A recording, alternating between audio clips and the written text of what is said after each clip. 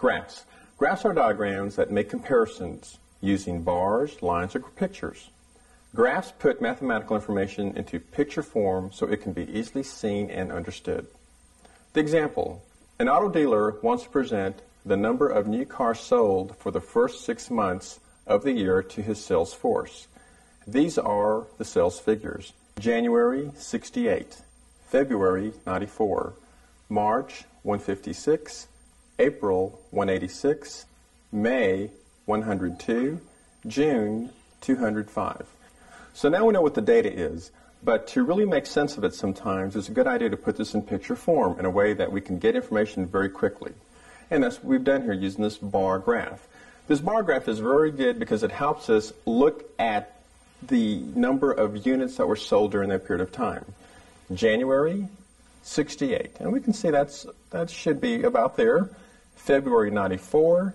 February, here's 100. Here's 50. 94, that's about right. Again, it's very important that we look at the graph to see what is in this graph. Well, we know we're looking at the new car sales. Here is our scale, 50, 100, 150, 200, 250, 300, and of course, our months of the year. And that correlates to the information that we have here. So you can see very readily that this information can be put into picture form in a way that's understandable, and it helps us make sense of it. This helps us determine how many units were sold. A line graph, on the other hand, it helps us to determine patterns that occurred throughout the year. So we can see that we have an increase of car sales from January to April. But from April to May, we had a very significant decrease of car sales. Then that's left to us to speculate, why did that happen? And that's how this information is used. And then from May to June, we had an increase of car sales. So the same information on both graphs, but the graphs can be used individually to derive patterns or actual number counts of something that was sold.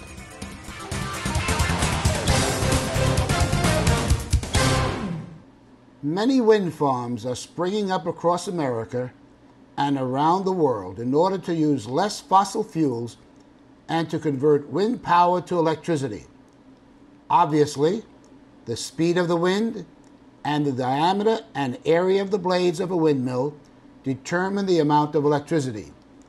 The wind makes the blades turn turn the turbine, and the turbine converts the mechanical energy into electrical power. I was searching on the web for wind power, and I came across this article on the web. I noticed they have a graph. What do they use a graph for?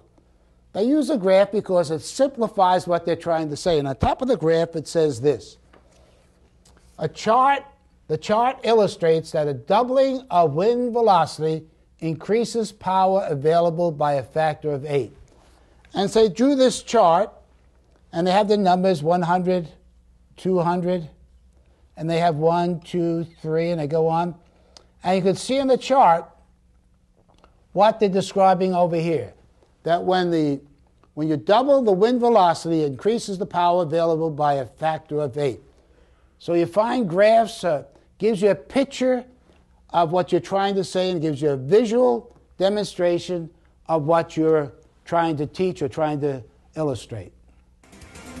Please pause the video now and complete the problems in your workbook. When finished, press play, and we'll continue with the next lesson.